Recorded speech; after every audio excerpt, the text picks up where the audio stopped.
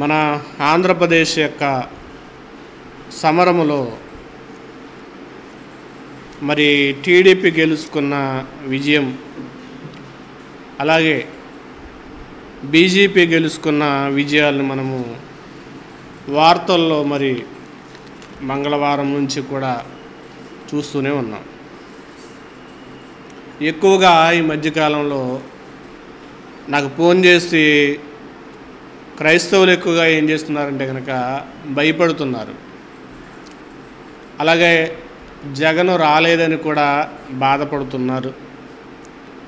అయ్యో, ఒక క్రైస్తవ నాయకుడు లేదా ఒక క్రైస్తవ భక్తుడు ఓడిపోయాడే అని చాలామంది దిగులు పెట్టేసుకున్నారు, చాలా బాధపడుతున్నారు, ఏడుస్తున్నారు. ఇవన్నీ కూడా సోషల్ మీడియాలో చూస్తూనే ఉన్నాను. ఇలా చూస్తున్నప్పుడు నాకు అనిపిస్తున్నది ఏంటంటే, నేను చాలామందితో తర్కించింది కూడా ఏంటంటే కనుక, ఎందుకంటే ఎవరో ఊహించిన విధముగా ఈరోజు 155 సీట్లు వచ్చిన వైఎస్ఆర్సీ పార్టీ 11 సీట్లు రావడం అనేది ఎవరు ఊహించిన విధం. అటు తెలుగుదేశం వాళ్ళు కూడా ఊహించరు, ఇటు వైసీపీ వాళ్ళు కూడా ఊహించరు. ఈ రీతిగా వచ్చేటప్పటికి ఎక్కువ శాతం క్రైస్తవుల్లో నీరు గారిపోయిన పరిస్థితి అనేది కనబడినట్టు. ఇంకా సరే, ఈ టీడీపీ ఒక వైఎస్ఆర్ని పక్కన పెడితే కనుక ఇంకా ఎక్కువగా ఆశించినది ఏంటంటే కనుక బీజేపీ అనే పార్టీ రాకూడదన్న ఆలోచనే ఎక్కువ. నేను కూడా బీజేపీ అనేది రాకూడదన్న ఆలోచనే కలిగి ఉన్నాను.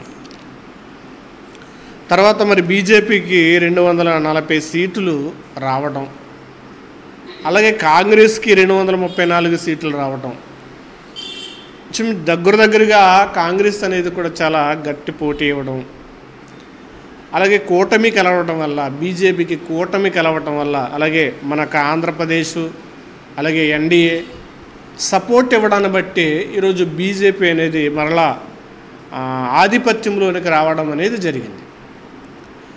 మరి కానీ అదృష్టం ఏంటంటే కనుక వాళ్ళకి 300 సీట్లు వస్తే కనుక రాజ్యాంగాన్ని సవరణ చేద్దురు, అది కోల్పోయింది. ఇప్పుడు ఎన్డీఏని కలుసుకోవడం వల్ల ఇప్పుడు ఏంటంటే కనుక పొత్తు పెట్టుకున్నారన్నమాట. అంటే ఇప్పుడు నేను ఒక్కడనే పరిపాలన చేస్తే కనుక, అంటే ఈ సంఘం మీద అధికారం నాకు ఒక్కడికే ఉంటే కనుక నేను ఏదైనా చేయగలను. ఇప్పుడు నాకు కూడా సపోర్ట్గా ఉన్నారు ఎవరన్నా ఉంటే కనుక రమేష్ గారు ఉన్నారు. ఇప్పుడు ఏదైనా సలహా తీసుకోవాలంటే కనుక రమేష్ గారిని అడగాలి, తీసుకోవాలి. అదే నా ఒక్కడిని అయితే కనుక ఏం చేస్తానంటే సంఘాన్ని చిన్నాభిన్నం చేసే అవకాశం ఉంటుంది. అదే నాకు సలహాదారులుగా ఉన్నారనుకోండి, ఆ సలహా సూచనగా వెళ్ళే అవకాశం ఉంటుంది. బీజేపీ పరిపాలన కూడా ఇప్పుడు అదే విధంగా ఉంది. ఇంకా వాళ్ళు ప్రమాణ స్వీకరణలోనికి వెళ్తున్నారు. అయితే వాళ్ళు తీసుకునే నిర్ణయాలు ఎలా ఉంటాయి, వాళ్ళు తీసుకునే విధానాలు ఎలా ఉంటాయి అనేది ఒక ఆలోచన. అలాగని ఇంకా క్రైస్తవులుగా వాళ్ళని బలపరిచే విషయాలుగా, లేదా ఈ ప్రభుత్వాల విషయాల్లో దేవుడికున్న విషయాలు, దేవుడు మనకిచ్చిన ఆధిక్యత విషయాలను తెలుసుకోవాల్సిన విషయాలన్నీ కూడా ఏం చేస్తున్నారంటే పక్కన పెట్టేశారు. ఇంకా జగన్కు ఓటేయాలని మన క్రైస్తవ సేవకులు ఎక్కువగా ప్రచారం చేశారు. కానీ ఈ చిత్రం ఏంటంటే కనుక ఏ ప్రచారం అయితే ఎక్కువగా జరిగిందో ఏ ప్రచారంగా ఎక్కువగా ప్రార్థన చేశారో ఆ పార్టీ ఎక్కువగా ఓడిపోవడం అనేది మనం చూసాం. మరి క్రైస్తవ పార్టీ వస్తే కనుక, ఒకవేళ జగన్ వస్తే, ఒక చెల్లంటుంది జగన్ వచ్చుంటే కనుక మరి క్రైస్తవులకి ఇబ్బందులు లేకుండా ఉంది కదా. సిగ్గుగా లేదంటే జగన్ వచ్చినప్పుడే అనేక అల్లర్లు జరిగినవి, ఏ క్రైస్తవుల మీద సువార్త ప్రకటిస్తున్నప్పుడు ఆటంకాలు ఎన్నో వచ్చినవి, దేనికి కూడా అతను ఒక సంతకాన్ని చేసి కూడా ఇవ్వలేదు, క్రైస్తవులకు సపోర్ట్ ఇవ్వండి ఒక్క మాట కూడా ఎక్కడా మాట్లాడలేదు, జాగ్రత్తగా చూసుకోమ్మా అన్నాను. అయితే మనం తెలుసుకోవాల్సిన విషయం ఏమిటంటే కనుక హిస్టారికల్గా చూస్తే కనుక ఒక క్రైస్తవ నాయకుడు అనేవాడు లేదా ఒక క్రైస్తవ భక్తుడు అనేవాడు దేశాన్ని పరిపాలించేవాడిగా ఉండకూడదు. ఒకవేళ దేశాన్ని పరిపాలించేవాడిగా ఉంటే గనక, ప్రారంభంలో మనం చూస్తే గనక యోసేపు ఐగుప్తుకి బానిసగా వెళ్ళిపోయి రాజు అయిపోయాడు. రాజు అయినప్పుడు ఇశ్రాయేలీయులకి అందరికీ కూడా కడుపు నిండుతుంది, కొరత లేదు. అన్ని ప్రాంతాల వారు కూడా ఆకలితో అలవటిస్తున్నారు. కానీ అలవటిస్తున్నప్పుడు యోసేపు రాజుగా ఉన్నంత సేపు కూడా ఇశ్రాయేలీయుల భోగం ఇంత అంత కాదు. యోసేపు చనిపోయాడు, అన్నదమ్ములు చనిపోయారు. యోసేపుని ఎరగని రాజు వచ్చాడు ఐగుప్తుకి. ఇప్పుడు ఏమిగా అయింది? ఇశ్రాయేలీయులకు లేదా యూద జనాంగానికి కష్టకాలం ప్రారంభమైంది. ఇదిగో ఈ యొక్క ఐగుప్తు ఇశ్రాయేలీయులు గనక వ్యాప్తి చెందితే కనుక ఇదిగో మనల్ని ఉండనివ్వరు. కాబట్టి ఈ యొక్క క్షమించండి, పేరు గుర్తు రావట్లేదు. నిర్గమాకాండం 2వ అధ్యాయము 2వ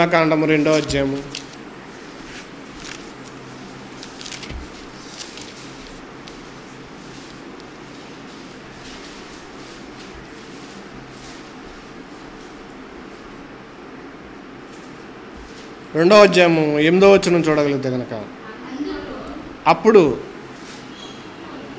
యోసేపుని ఎరగని కొత్త రాజు ఐగుప్తుని ఏలనారంభించిన అతడు జనులతో ఇట్లా, ఇదిగో ఇశ్రాయేలీయులకు సంతతి, ఈ జనులు మనకంటే విస్తారముగా బలిష్ఠులుగా ఉన్నది. వారు విస్తరించుకున్నట్లు మనము వారి ఎడల యుక్తిగా జరిగించిన రండి.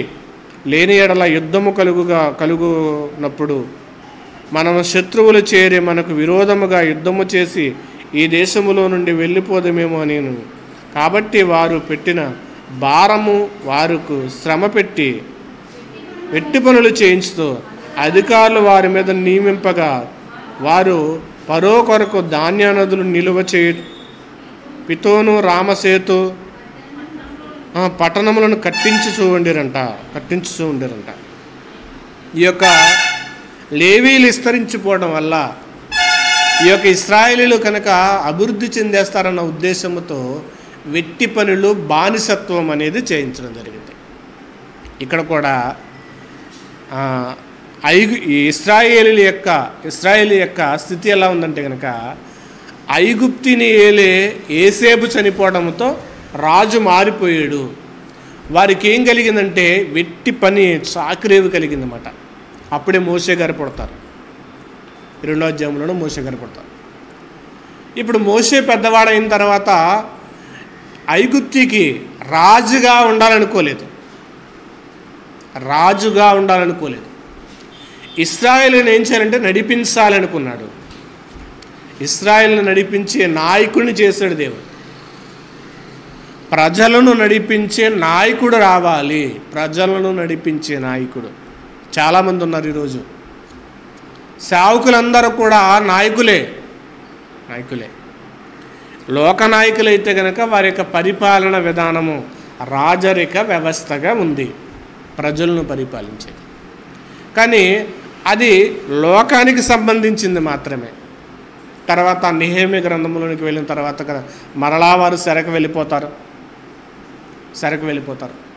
బబులోను చెరకు వెళ్ళిపోయిన తర్వాత సిద్కియా రాజు, చివరి రాజు, యూద జనాంగానికి చివరి రాజు కూడా పరిపాలన చేస్తాడు. చాలా మంచి నిజంగా ఇశ్రాయేలీకి రాజులు, యూదల రాజులుగా వాళ్ళ యొక్క పరిపాలన, అసలు దేవుడు రాజరిక వ్యవస్థని కూడా ఇవ్వాలనుకోలేదు. రాజ్యం అనేది ఉండకూడదు, రాజుల పరిపాలనే ఉండకూడదు. కానీ మనుషులు కోరుకోగా వచ్చిందే రాజ్య పరిపాలన. ఈరోజు మనుషులు మాత్రమే, అందుకే అంటున్నారు కదా ప్రజా తీర్పు, నాకు ఈయన కావాలి అని ప్రజా తీర్పు, ఈయన నన్ను పరిపాలించాలని ఆయనకు ఓటు వేస్తున్నాడు. ఇది ప్రజా తీర్పు. అందుకే దేవుడు కోరుకోలేదు. ఇశ్రాయేలుని బానిసత్వంలో నుంచి నడిపించడానికి మోషే నాయకుడిగా ఉండి నడిపించాడు. వాళ్ళకి ఎట్టి చాకరీ అప్పచెప్పలేదు, బానిసత్వం అప్పచెప్పలేదు, కఠిన చాకరీ కూడా ఏమి చేయించలే మోసే. అంటే దేవుని పరిపాలన ఎలా ఉందో చూడండి. దేవుని పరిపాలన ఎలా ఉంది. సిద్కియా రాజు అయిపోయాడు, బబులోను చెరకు వెళ్ళిపోయారు. బబులోనులు ఎవరంటే కనుక యూదులు కాదు, ఇశ్రాయేలు కాదు, అన్యులు. బబులోను పరిపాలించారు, అశూరులు పరిపాలించారు, గ్రీకులు పరిపాలించారు. చిట్ట చివరిగా పరిపాలించింది ఎవరంటే కనుక ప్రపంచాన్ని రోమన్లు. రోమన్లు పరిపాలించినప్పుడు కూడా రోమన్ ప్రభుత్వం కింద యేసుక్రీస్తు వారు కూడా ఉన్నారు. రోమా ప్రభుత్వ అధికారి అయిన పిలాతే కదా యేసుక్రీస్తు వారికి శిక్ష వేసింది. యేసుక్రీస్తు వారికి శిక్ష వేసింది.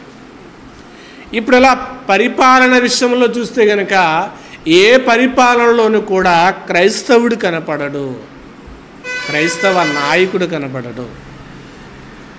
ఇది బైబిల్ యొక్క సారం అనేది ఈరోజు క్రైస్తవులు అర్థం చేసుకోవాలి. ఒక విషయాన్ని తెలుసుకోవాల్సింది ఏంటంటే కనుక క్రైస్తవులు దేశాన్ని పరిపాలించాలనుకోకూడదు, దేశాన్ని పరిపాలించాలనుకోకూడదు. పరిపాలించేవాడిగా కూడా క్రైస్తవులు ఉండకూడదు. దేశ పరిపాలనకి క్రైస్తవులకు సంబంధం ఏంటి? సంబంధం ఏంటి? ఒకటి, దేశాన్ని పరిపాలించకూడదు. ప్రజల యొక్క మనస్సులను దేవుని వాక్యముతో నింపడానికి ప్రయత్నం చేయాలి. ప్రజలను దేవుని వాక్యముతో. ఇంకా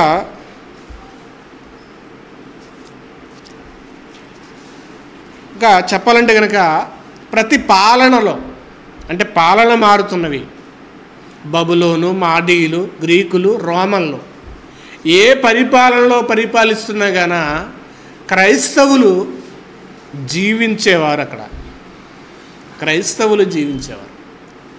ఆ క్రైస్తవులు జీవించిన వారు జీవించే విధానం అనేది ఎలా ఉంటుందంటే కనుక క్రీస్తును మాత్రం విడిచిపెట్టలేదు. వాళ్ళు ఇంకా చెలించిపోలేదు, భయపడిపోలేదు. ఇప్పుడు బబులోనికి చెరకు వెళ్ళిపోయిన షద్రక్, మేషక్, అబేద్నెగోలు, దానియేలనైనా ఈ నలుగురు బాలులు కూడా ఆ సిద్కియా పరిపాలనలో ఉన్నప్పుడు ఇదిగో బబులోను చెరకు కొనుక్కోబడ్డారు. బబులోను చెరకు వెళ్ళిపోయిన తర్వాత బబులోను చెరలో ఉన్నారు, రాజుకు పని చేస్తున్నారు, రాజు దగ్గర పనివాడిగా ఉన్నారు, రాజు నియమించేవారిగా ఉన్నారు. ఇంకా చెప్పాలంటే కనుక వాళ్ళు ఎలా ఉన్నారంటే కనుక దేవుణ్ణి కలిగి ఉన్నారు. ఈరోజు క్రైస్తవులు ఎలా ఉన్నారంటే భయాన్ని కలిగి ఉన్నారు. ఏమైపోద్దో, ఈయన ఓడిపోయాడు కదా, ఏమైపోద్దో భయాన్ని కలిగి ఉన్నారంటే కనుక సేవకులు కూడా చాలామంది ఏం చేస్తారంటే బీజేపీ వస్తే కనుక ఇలా అవుతుందని భయపెట్టడం అనేది ఎక్కువ జరిగింది. నేను అందుకే మొన్న వారం చెప్పాను, ఒకవేళ బీజేపీ వస్తే కనుక మన నిర్ణయాలు ఎలా ఉండాలి, మన ఆలోచన ఎలా ఉండాలో చెప్తానన్నాను. భయపెట్టేస్తారు. ఎందుకంటే వాట్సాప్లో, స్టేటస్లో ఎక్కువగా అక్కడక్కడ జరిగిన గొడవలు, సేవకుల మీద పెట్టిన నిందలు, అవమానాలు అన్నీ కూడా వీడియోలు పెట్టి ఇదిగో బీజేపీ వస్తే ఎలా ఉంటుంది, జాగ్రత్తగా చూసి ఓటేయండి. దేవుడు ఏ పార్టీని అధికారంలో తీసుకుంటే ఆ పార్టీ వస్తుంది. ఇప్పుడు ఏ ప్రభుత్వం పరిపాలించినా గాన దేవునితో మనం ఉండాలి, ప్రభుత్వంతో కాదు. ఇప్పుడు నెహెమియా గారు ఏం చేశాడంటే కనుక చూడండి, నెహెమియా గారు కూడా చెరలోనికి వెళ్ళిన తర్వాత ఎక్కడ ఉన్నాడంటే చూడండి, నెహెమియా గ్రంథం కొన్ని విషయాలు మీకు జ్ఞాపకం చేస్తాను. కొన్ని క్లుప్తంగా మాటలుగా చెప్తాను, కొన్ని రెఫరెన్సులు చూపిస్తాను మీకు. బాగా ఎక్కువగా తీసుకుంటే లెంత్ అయిపోద్ది. నెహెమియా గ్రంథము మొదటి అధ్యాయము మొదటి వచనం చూడగలిగితే కనుక, అకల్యా కుమారుడైన నెహెమీయా యొక్క చర్యలు 25 సంవత్సరంలో క్లిస్సేపు మాసమున నేను షూషాను కోటలో ఉండగా, షూషాను కోటలో ఉన్నాడు. షూషాను కోటలో ఉండి అతడు చేసే పని ఏంటంటే 11వ వచనం,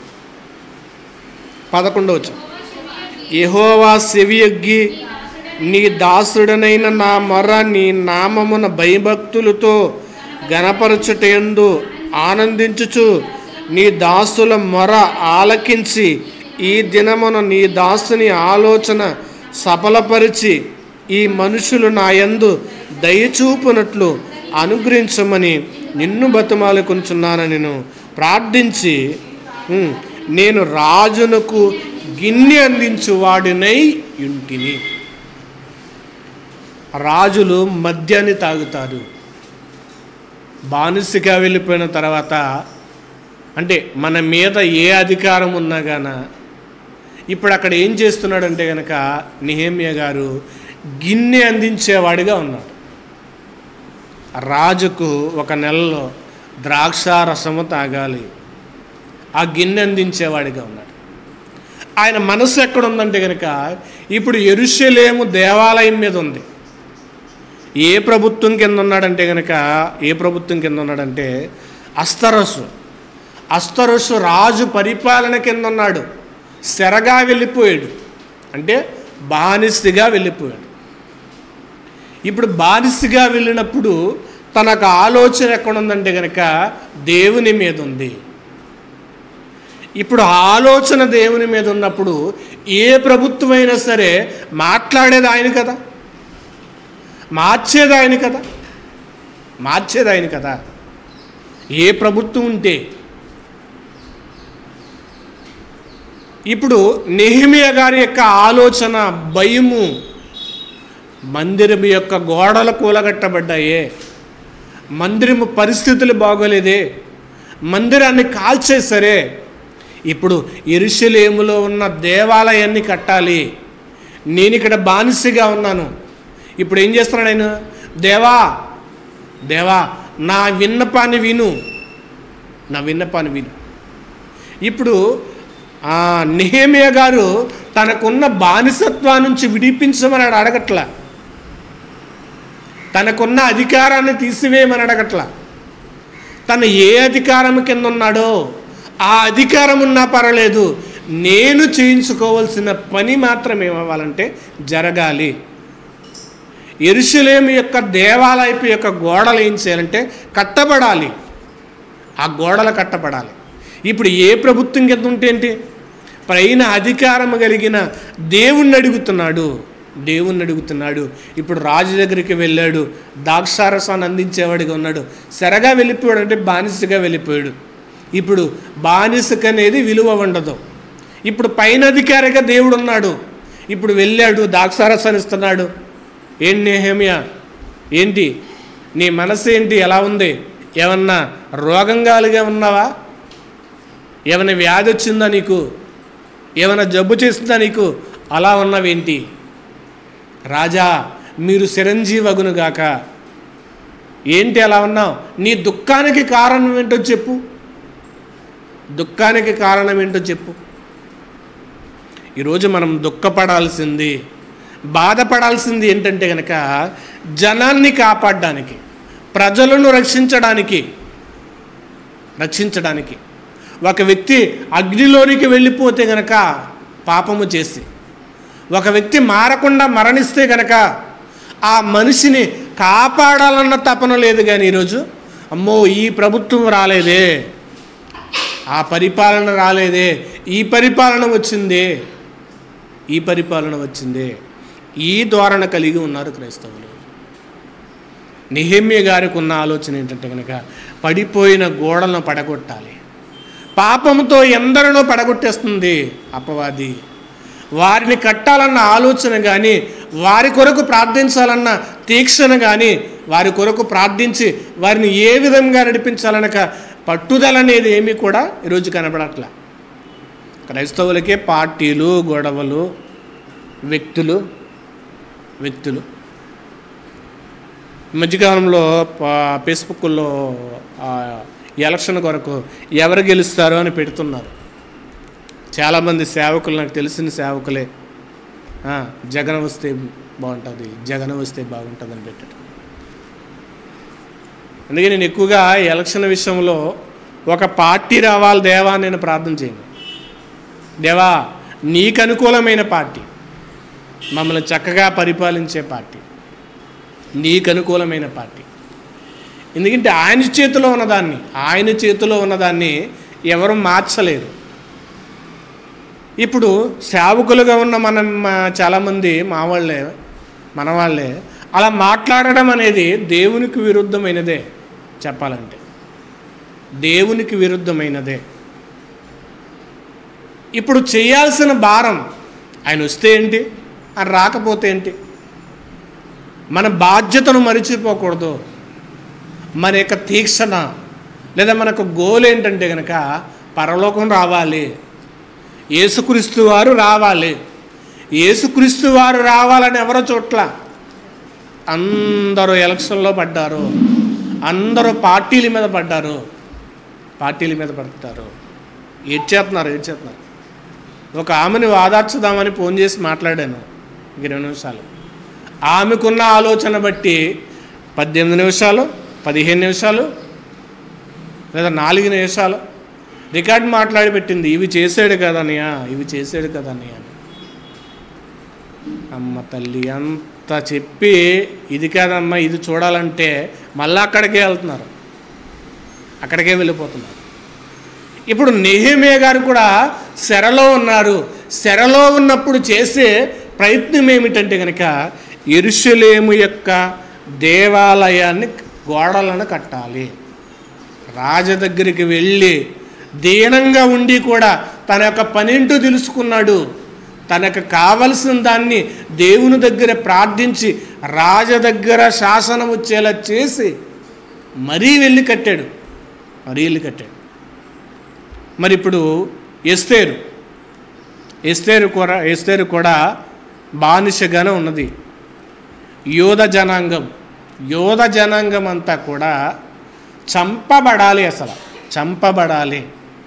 యూదులను నామరూపాలు లేకుండా చేయాలి. ఎస్తేరు గ్రంథంలో మనకు కనబడుతుంది కదా. అహరోజు యొక్క రాజు ఆమాను పన్నిన కుట్ర వల్ల ఆయన ఎక్కడికి వెళ్ళిపోవాలంటే కనుక యోధ జనాంగం అంతా కూడా ఎక్కడికి వెళ్ళిపోవాలంటే కనుక మరణ శాసనంలోనికి వెళ్ళిపోవాలి. ఇప్పుడు ఆమాను ఏం చేశాడు, దేవా ఈ యొక్క ప్రభుత్వాన్ని తీసే అని ప్రార్థన చేయాలి. ఏం చేశాడంటే యోధ జనాంగానికి వచ్చిన ఆ కష్టం లేదా ఆ నింద లేదా ఆ ఒక ఏంటంటే శాసనం, యోధ జనాంగానికి ఒక శాసనాన్ని రాశాడు ఆమాను వాడు. శాసనాన్ని ఆ యోధ జనాంగాన్ని తుడిచిపెట్టాలని శాసనాన్ని చూశాడు. తీయొద్దు, బైబిల్ తెలిసినవే మీకు జ్ఞాపకం చేస్తుంటాం. నేను చూడండి, తీయొద్దు బైబిల్. ఆమాను యొక్క ఆ విషయంలో, ఆమాను పన్నిన విషయంలో యోధ జనాంగానంతటికి కూడా ఒక శాసనం, మరణ శాసనాన్ని రాశాడు. రాజు దగ్గరికి తీసుకుని వెళ్ళి రాజు సంతకం చేస్తే చాలు. మరి ఇప్పుడు మొర్దుకై ఏం చేశాడు, ఎస్తేరు గారు ఏం చేశారు, ప్రార్థన చేశారు. ఉపవాసం ఉండి ప్రార్థన చేసినప్పుడు వారికి వచ్చిన ఆ శాసనాలు ఏమైందంటే కనుక, ఇదిగో రాజు చేత గణపరచబడ్డాడు. యోధ జాతి, ఇంకా చెప్పాలంటే ఎస్తేరు యూదురాలని రాజుకు తెలియదు. యూదురాలని తెలిస్తే కనుక ఎస్తేరును చంపేస్తాడు, యోధ జనాంగాన్ని చంపేస్తాడు. రాజ శాసనాన్ని మార్పించాడు. ముర్దుకై చేసిన పని. ఇదిగో యోధ జనాంగాన్ని కాపాడుకోవాలంటే కనుక ఇదిగో మేము ఉపవాసం ఉంటున్నాం. నువ్వు ఒక్కదానివే తప్పింపబడతావు అనుకుంటున్నావేమో, నిన్ను కూడా చంపేస్తాడు. నువ్వు కూడా ఖాళీగా రాణివయ్యావు కదా, నాకేంటి నేను బతికిపోయాను కదా, నాకేంటి నా లైఫ్ చాలా బాగుంది కదా అని కూర్చుంటావేమో. జాగ్రత్త ఇస్తారు. అలా కూర్చోమకు. నీ పనిగత్తులు దిగు. నువ్వు కూడా ఉపవాసం ఉండి ప్రార్థన చేయి. ఉపవాసం ఉండి ప్రార్థన చేయి. మొద్దుకై తీసుకున్న నిర్ణయం, ఎస్తేరుకు ఇచ్చిన ఆజ్ఞ. ఎస్తేరు కూడా తన పనికత్తులతో ఇదిగో రాజుకు తెలియకూడదు మరలా ఉపవాసం ఉన్నదన్న సంగతి. పనికత్తులను కూడా ఉపవాసం ఉంచింది, ప్రార్థన చేసింది, రాజు దగ్గరికి వెళ్ళింది.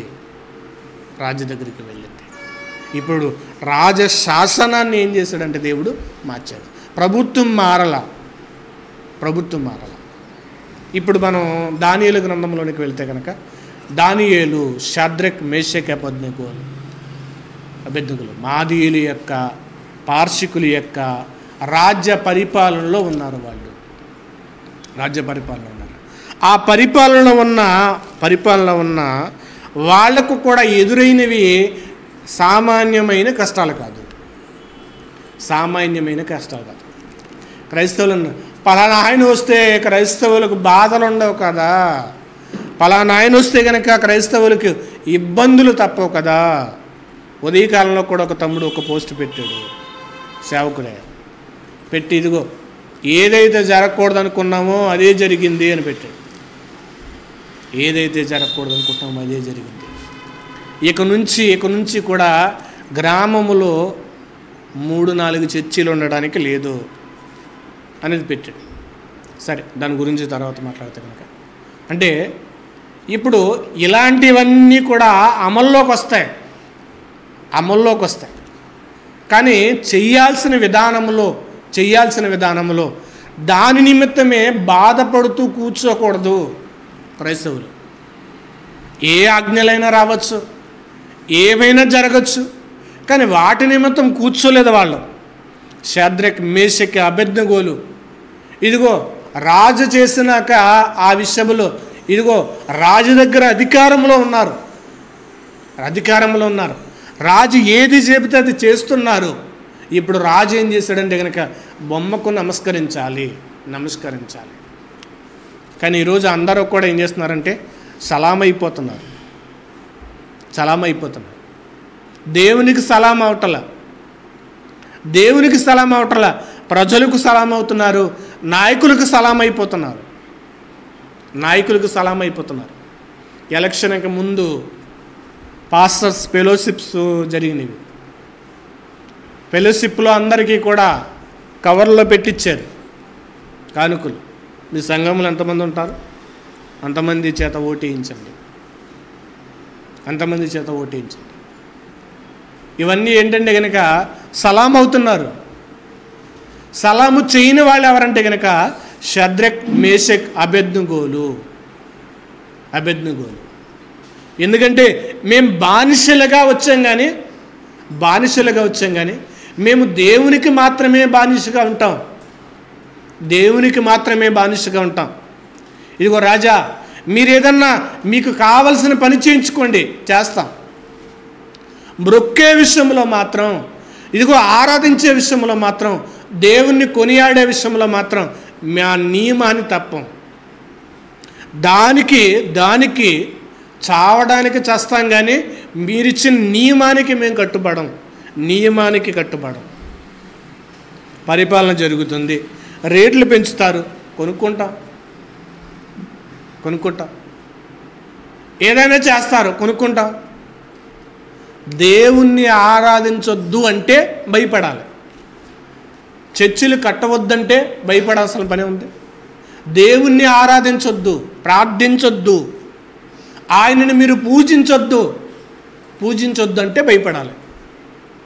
పూజించుకోవడానికి మనకు ఇబ్బంది లేదు, దేవుణ్ణి ప్రకటించుకోవడానికి మనకు ఇబ్బంది లేదు.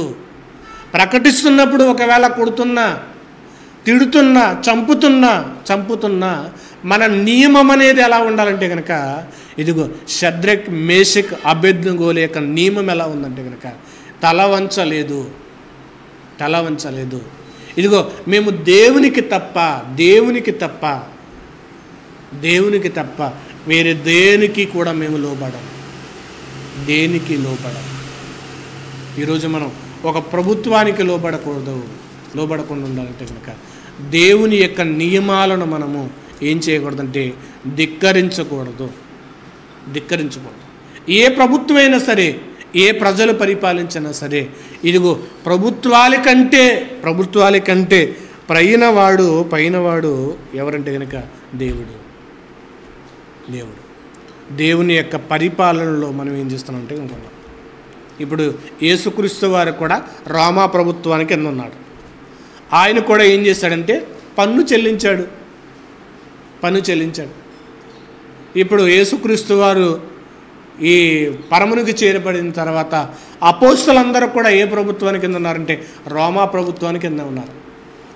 రోమా ప్రభుత్వం కింద వాళ్ళు ఏమైనా ఆనందాలు అనుభవించారా? ఏమైనా సంతోషాలు పడ్డారా? ఎంజాయ్ చేశారా? పార్టీలు చేసుకున్నారంటే లేదు. ఓసకోత, శిరచ్ఛేదాలు, కొరడా దెబ్బలు పట్టుకుంటున్నారు వెళ్ళి బంధించేసి. ఇదిగో యేసుని మీరు ప్రకటించొద్దు ఉంటున్నారు, వెళ్ళిపోతున్నారు. మళ్ళా వెంటనే ప్రకటిస్తున్నారు. అయ్యలారా, మేము దేవుని చెప్పిన మాట కాకుండా మీ మాట మేము వినాలా? దేవుని మాట కాకుండా మీ మాట వినమంటారా?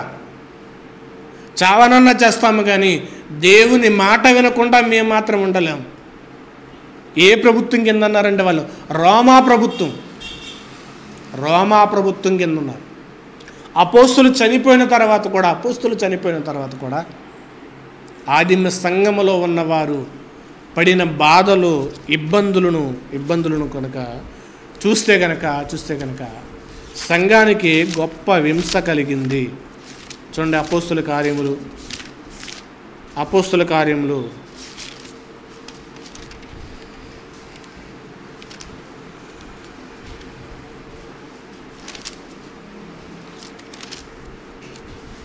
8వ అధ్యాయం మొదటి వచ్చి.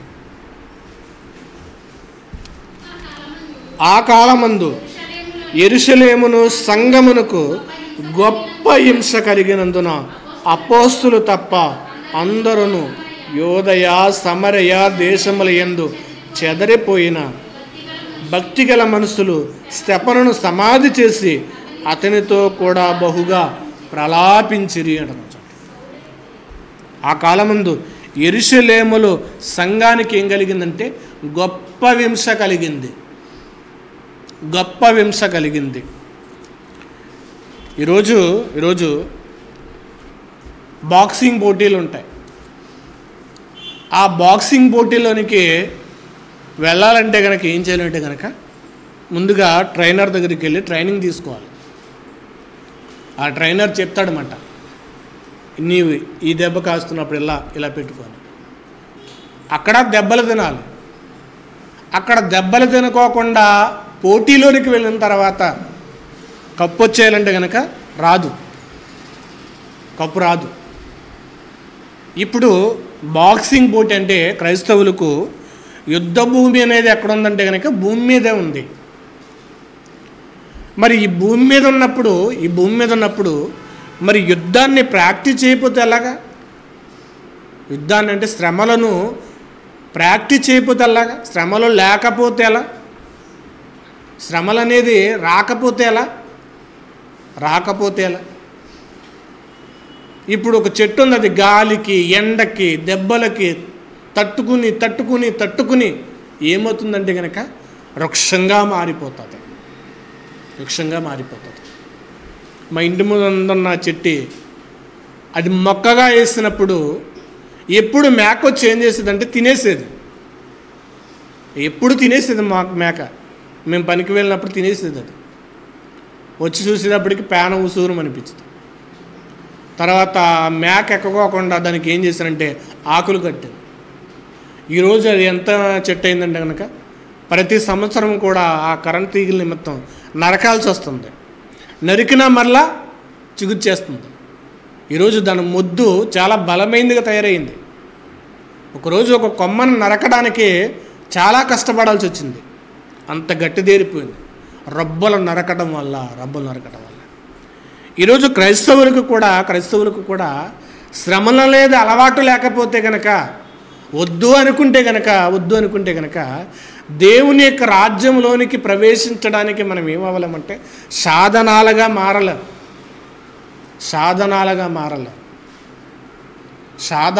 మారడానికి ఇష్టపడట్లేదు. ఈరోజు ఇంకా సోమరిపోతులుగా ఉండాలనుకుంటున్నారు, ఇంకా సుఖం కావాలి, ఇంకా దేవుడు రాకడం ఇంకా ఆలస్యమైనా పర్లా, దేవుడు రాకపోయినా పర్లా, మాకు ఇబ్బందులు కలగకూడదు అనుకుంటున్నారు క్రైస్తవులు. దేవుడు ఆలస్యం చేసిన పర్లా, మాకు ఇబ్బందులు కలగకూడదు, మమ్మల్ని మంచిగా పరిపాలన చేసే ఒక పరిపాలన ఉంటే చాలు,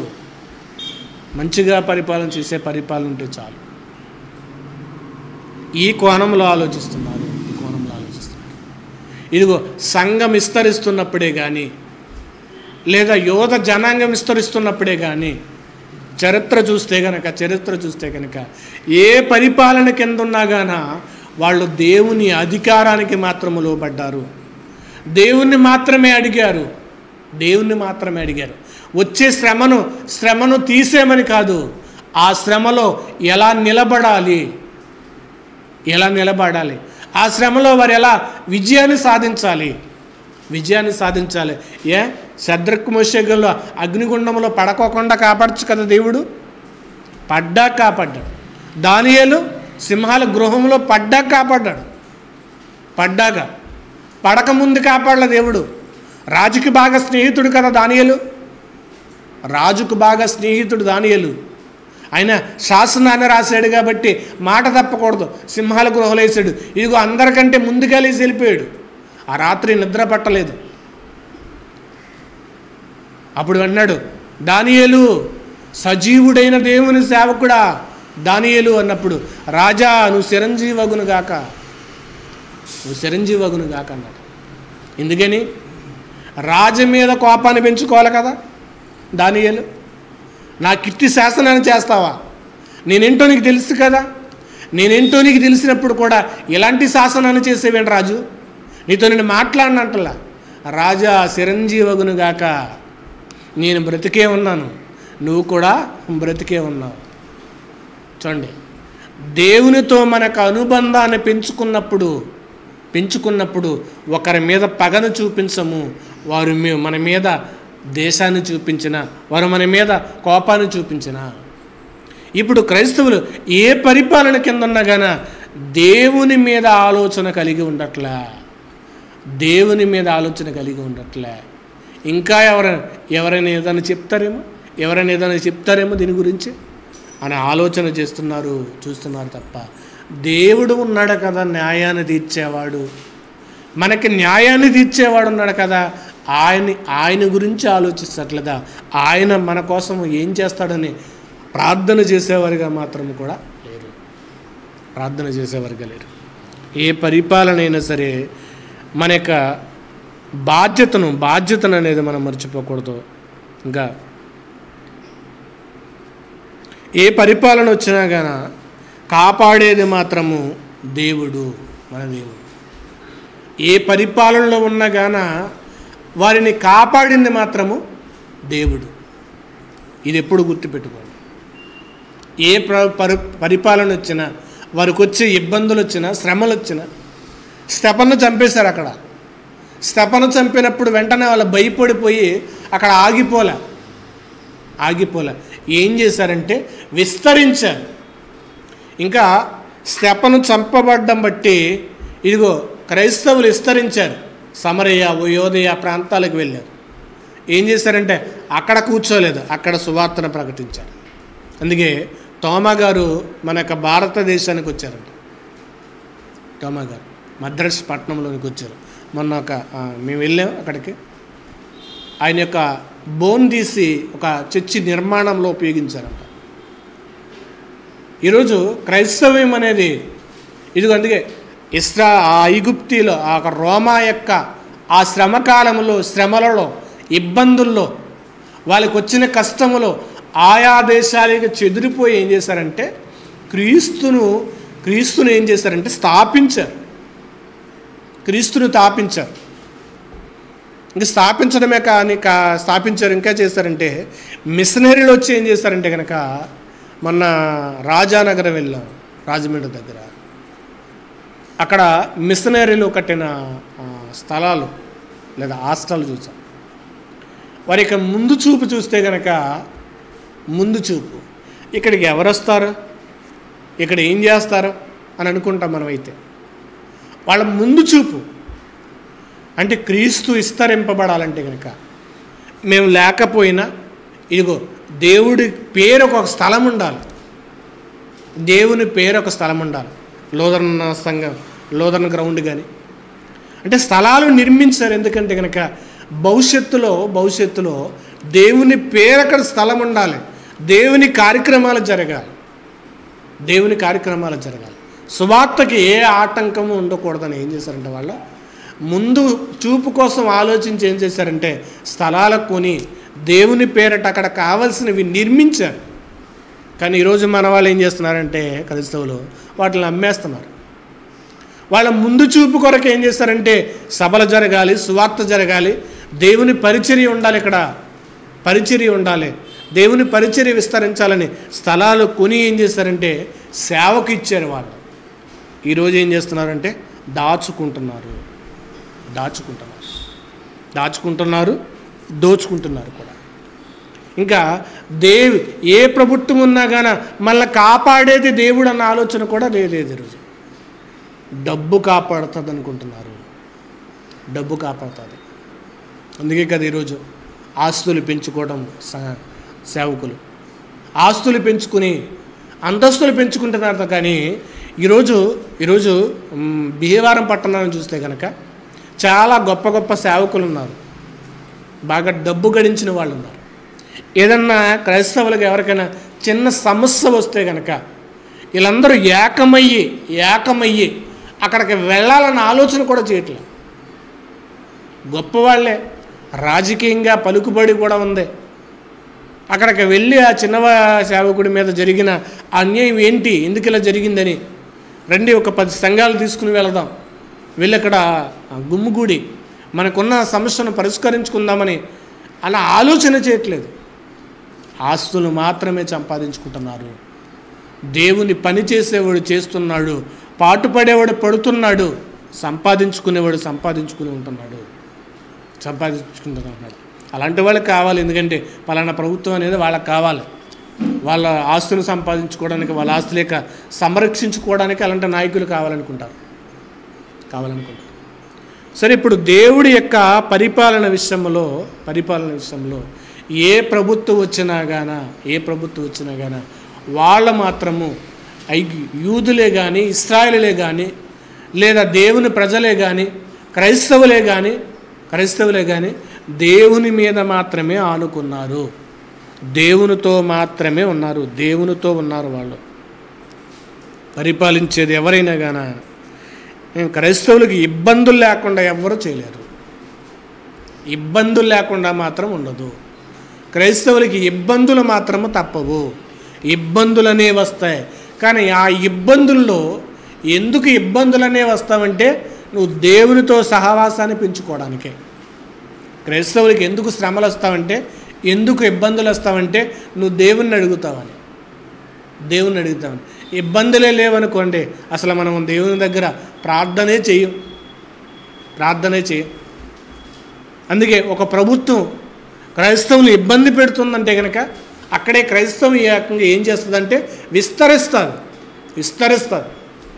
ఏ ప్రభుత్వం వచ్చినా కానీ క్రైస్తవ్యాన్ని మాత్రము అంతము చేయలేదు, ఆపలేదు. ఆపడానికి అవకాశం ఉంది. ఒకవేళ ఆపాలనుకుంటే కనుక దేవుడే ఆపాలి తప్ప మనుషుల వల్ల ఏదైతే మాత్రము కాదు, దేవుడు చేసే విషయంలో ఇంకా